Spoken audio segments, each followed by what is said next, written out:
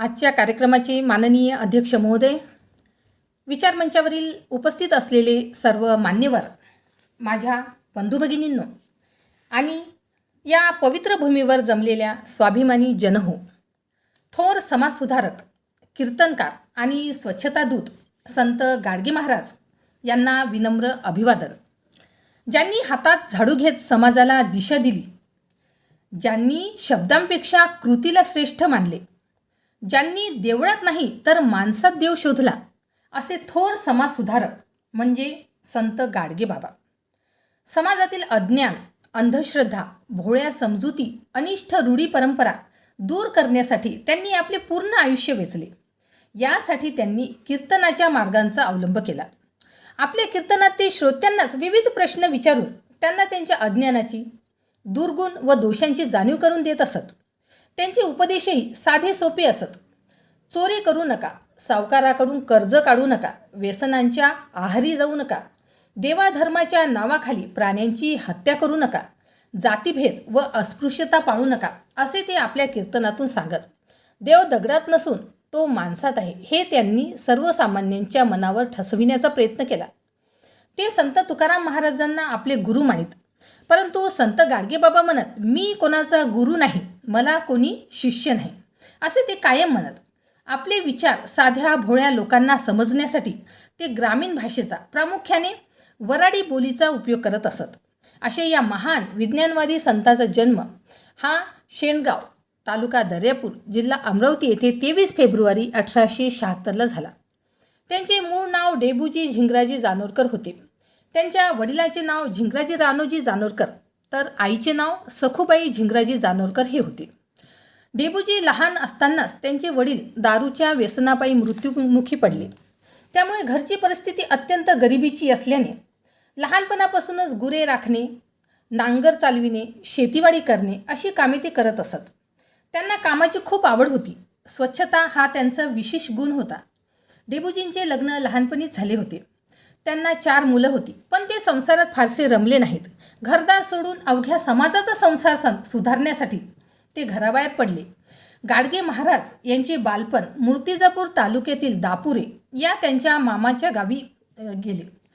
गाडगे महाराजांनी वयाच्या 8व्या वर्षापासून आपल्या घरातील विपन्न परिस्थितीचे, आपल्या समाजाच्या मागासलेपणाचे, समाजाच्या अडाणीपणाचे निरीक्षण केले. महाराजांनी आपल्या मामाची शेती स्वतःच्या अपरिमित परिश्रमातून फुलवून अज्ञान, दारिद्र्य, अंधश्रद्धा असलेल्या आपल्या समाजापुढे आपल्या श्रमाचा आदर्श ठेवला. लोकजीवन तेजाने उजळण्यासाठी हातातील खराट्याने गावाचे रस्ते झाडीत ते महाराष्ट्रात सर्वत्र फिरले. गाडगे महाराज चालते फिरते सामाजिक शिक्षक होते. विवेकाच्या खराट्याने गावोगावी फिरून त्यांनी लोकांची मने स्वच्छ केली. खेडोपाडी, शहरोशहरी जाऊन कीर्तने केली. शिक्षणाचे महत्त्व लोकांना पटवून दिले. साक्षरतेचा प्रचार प्रसार केला.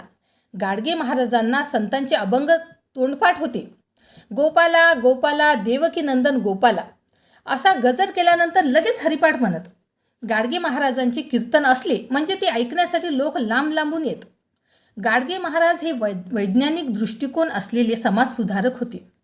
दीनदलित आणि पीडितांच्या सेवेमध्ये आपले संपूर्ण आयुष्य व्यतीत करणारे होते. त्याच कीर्तन म्हणजे लोक प्रबोधनाचा एक भाग असे. आपल्या कीर्तनातून समाजातील दांभिकपणा, रूढी परंपरा यावर ते टीका करत. समाजाला शिक्षणाचे महत्त्व पटवून देताना स्वच्छता आणि चारित्र्य यांची शिकवण गाडगेबाबा देत. समाजातील अज्ञान, अंधश्रद्धा, भोळ्या समजुती, अनिष्ट रूढी परंपरा दूर करण्यासाठी त्यांनी आपले पूर्ण आयुष्य वेचले. यासाठी त्यांनी कीर्तनाच्या मार्गांचा अवलंब केला. गाडगेबाबांनी संत तुकारामांच्या नेमक्या अभंगांचा मुबलक वापरही वेळोवेळी केला. देवभोळ्या माणसांपासून ते नास्तिकापर्यंत कोणत्याही वयोगटातील लोकांना गाडगेबाबा आपल्या कीर्तनात सहजपणे गुंतवून ठेवत. आपले तत्त्वज्ञान पटवून देत. त्यांच्या कीर्तनाचे शब्दचित्र उभे करणे माझ्या ताकदीबाहेरचे काम आहे, असे उद्गार बाबांचे चरित्रकार, प्रबोधनकार केशव सीताराम ठाकरे यांनी काढले होते. 1892 साली त्यांचे लग्न झाले. त्यांच्या मुलीच्या बारशाच्या दिवशी त्यांनी रूढीप्रमाणे दारू व मटणाच्या जेवणाऐवजी गोडाधोडाचे जेवण दिले होते. हा त्या काळातील परंपरेला दिलेला छेद होता. गावात कोणाचे काही अडले नडले, कुठेही काही काम करावयाचे असले की गाडगे महाराज स्वतःहून पुढे येत. सार्वजनिक हिताची कामे सर्व जणांनी एकवटून केली पाहिजेत, हा धडा त्यांनी मिटल्या तोंडी गावकऱ्यांना शिकविला. दिनांक 1 फेब्रुवारी 1905 रोजी त्यांनी घरादाराचा त्याग करून संन्यास स्वीकारला. त्यांनी तीर्थाटन केले, अनेक ठिकाणी भ्रमण केले. वनवासातही त्यांनी लोकसेवेचे व्रत सोडले नाही. कोठे कोणी अडचणी सापडलेला असल्यास त्याला आपण होऊन मदत करायला धावायचे. मदत करून कोणत्याही फळाची अपेक्षा न ठेवता आपल्या वाटेने निघून जायचे, हा त्यांचा खाक्या असायचा. ते सतत एक खराटाजवळ बाळगायचे. अंगावर गोधडीवजा फाटके तुटके कपडे आणि हातात एक फुटके गाडगे असा त्यांचा वेश असे. त्यामुळेच लोक त्यांना गाडगे बाबा म्हणू लागले. ते ज्या गावात जात तो गाव झाडून स्वच्छ करीत.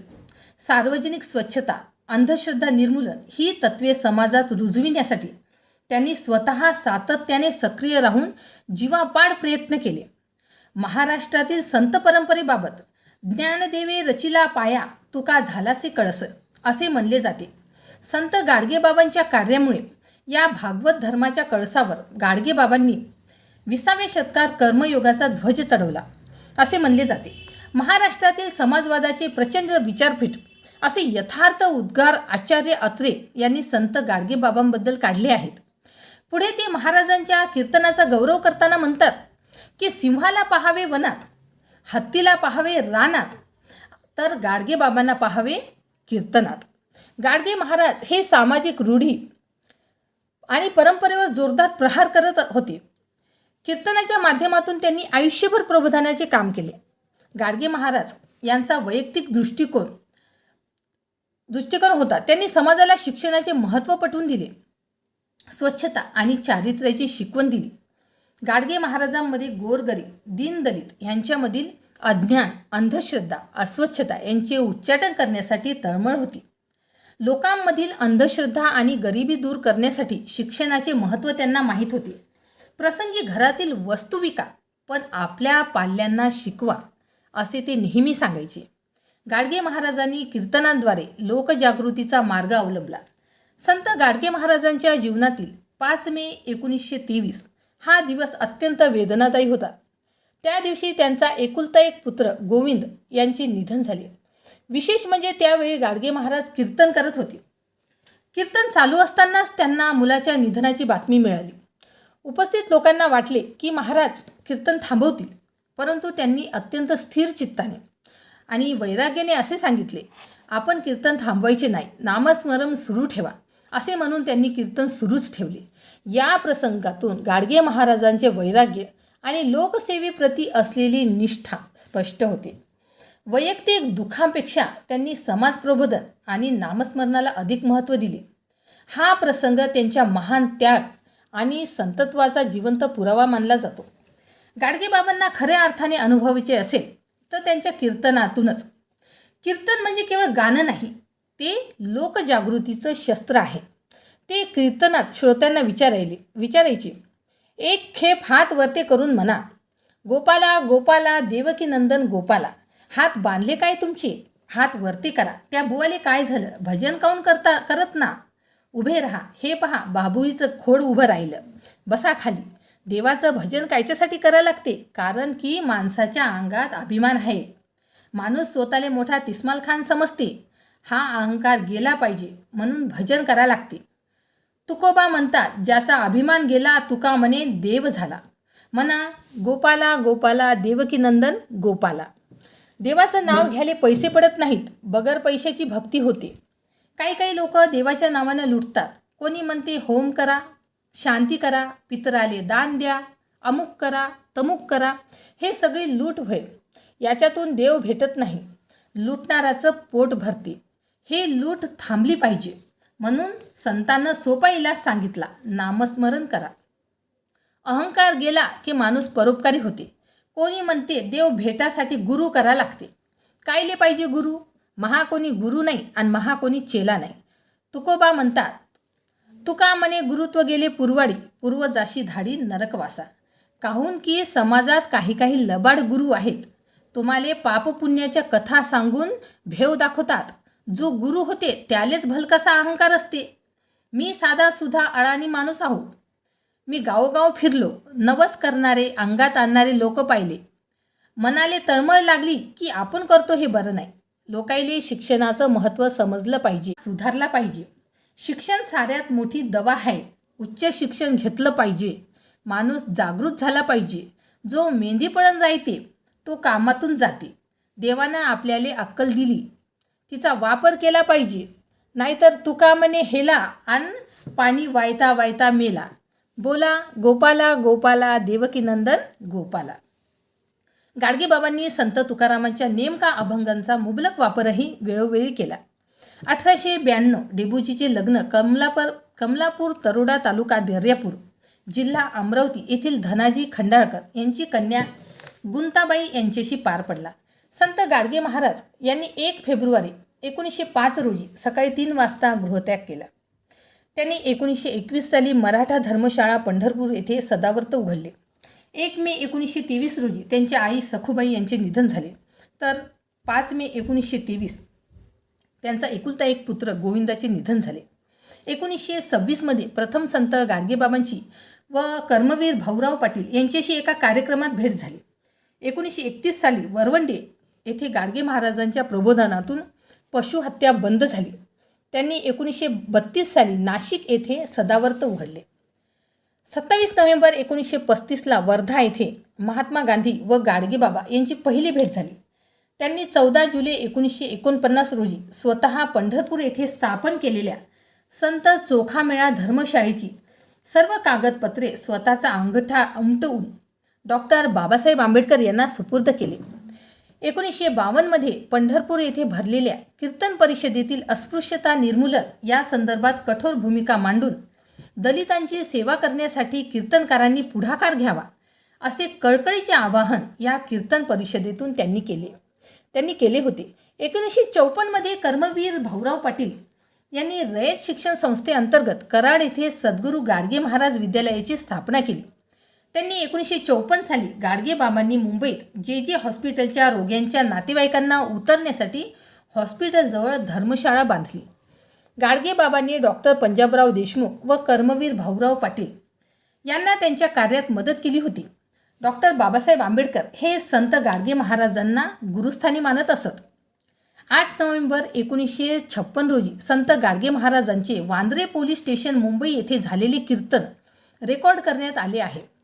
त्यांच्या हयातीतील त्यांच्या आवाजात असलेले मूळ ध्वनी मुद्रित करण्यात आलेले एकमेव कीर्तन असल्यामुळे याद्वारे आपल्याला त्यांचे स्पष्ट व परखड विचार ऐकण्यास मिळतात व गाडगेबाबा समजण्यास व त्यांचा अभ्यास करण्यास आपल्याला फार मोठी मदत होते. 14 नोव्हेंबर 1956 रोजी संत गाडगेबाबांचे पंढरपूर येथे झालेले कीर्तन हेच त्यांचे अखेरचे कीर्तन ठरले. 20 डिसेंबर 1956 रोजी पेढी नदीच्या काठावर वलगाव अमरावती येथे त्यांचा मृत्यू झाला. गाडगेनगर अमरावती येथे गाडगे महाराज यांचे स्मारक आहे. 14 जुलै 1941 गाडगेबाबांची प्रकृती ठीक नव्हती. महानंद स्वामी नावाच्या त्यांच्या चाहत्यांनी मुंबईत आलेल्या डॉक्टर बाबासाहेब आंबेडकरांना गाडगेबाबांची खबर दिली. बाबासाहेब तेव्हा भारताचे कायदेमंत्री होते आणि त्यांना संध्याकाळच्या ट्रेनने दिल्लीला रवाना व्हायचे होते. बाबांचा निरोप मिळताच डॉक्टर बाबासाहेब आंबेडकर यांनी सर्व कामे बाजूला ठेवली. 2 घोंगड्या विकत घेऊन ते महानंद स्वामीसह रुग्णालयात गेले. कोणाकडून काही न घेणाऱ्या बाबांनी बाबासाहेबांकडून 2 घोंगड्या स्वीकारल्या, पण म्हणाले, डॉक्टर बाबासाहेब आंबेडकर, तुम्ही कशाला आले? मी एक फकीर. तुमचा एक एक मिनिट महत्त्वाचा आहे. तुमचा किती मोठा अधिकार आहे. तेव्हा बाबासाहेब म्हणाले, बाबा, माझा अधिकार 2 दिवसाचा. उद्या खुर्ची गेल्यावर मला कोणी विचारणार नाही. तुमचा अधिकार मोठा आहे. या प्रसंगी बाबासाहेबांच्या डोळ्यात अश्रू होते, कारण असा प्रसंग पुन्हा जीवनात येणार नाही हे दोघेही जाणत होते. गाडगेबाबा व कर्मवीर भाऊराव पाटील यांचे संबंध अतिशय जिव्हाळ्याचे होते. गाडगेबाबा भाऊराव पाटलांना आदरपूर्वक कर्मवीर म्हणायचे, तर अण्णा म्हणजेच भाऊराव पाटील कर्मवीर गाडगेबाबांचा उल्लेख महाराष्ट्राचा आधुनिक तुकाराम असे करायचे.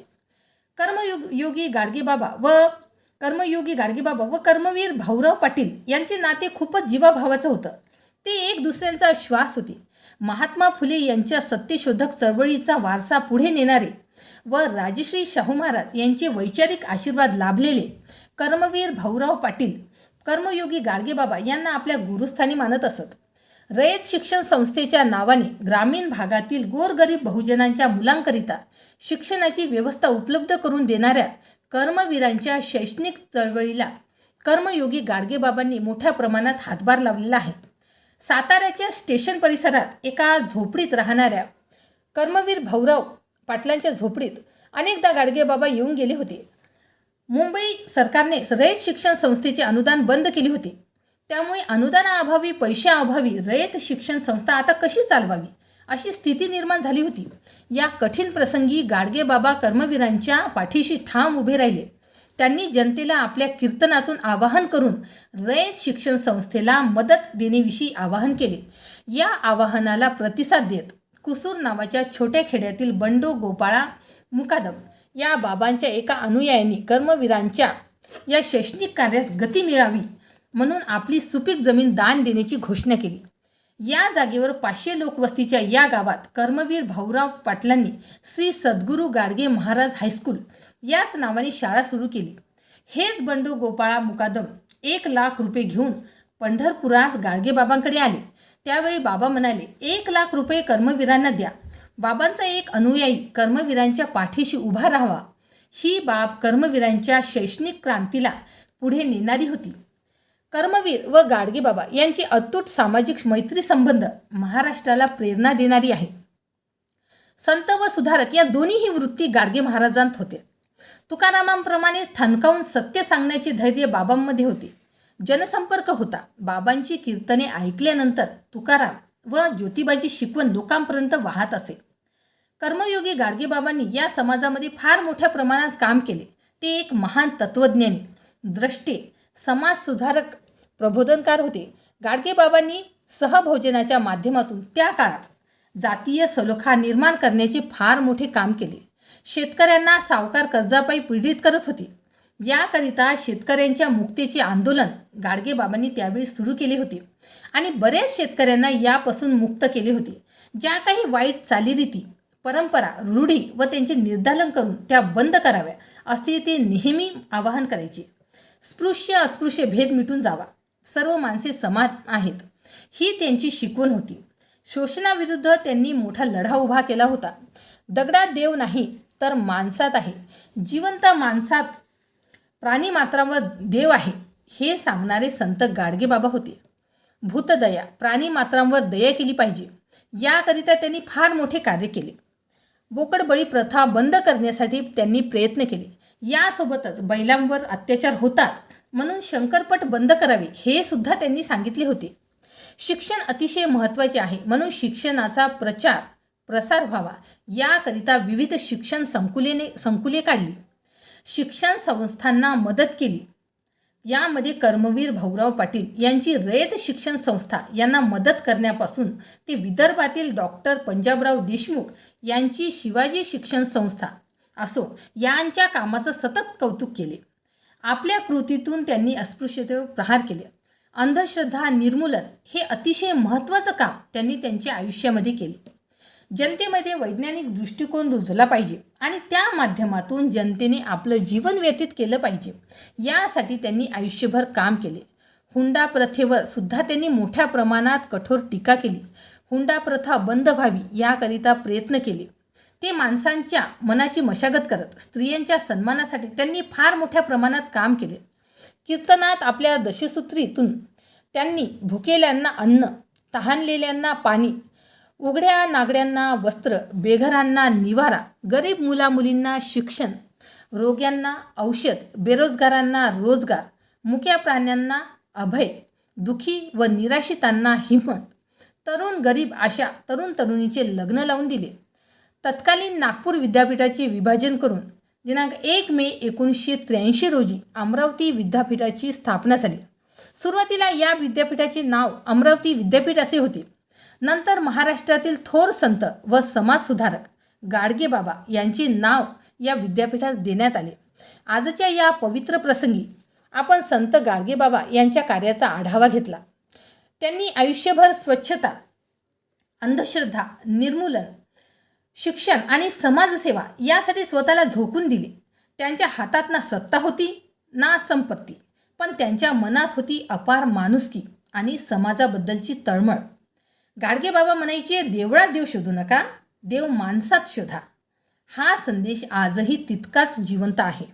आपण जर खऱ्या अर्थाने त्यांना अभिवादन करायचे असेल तर फक्त त्यांच्या जयंतीला हार अर्पण करून चालणार नाही, तर आपल्या गावात, समाजात स्वच्छता राखून, अंधश्रद्धा दूर करून आणि गरजूंना मदत करून त्यांचे विचार आचरणात आणले पाहिजेत.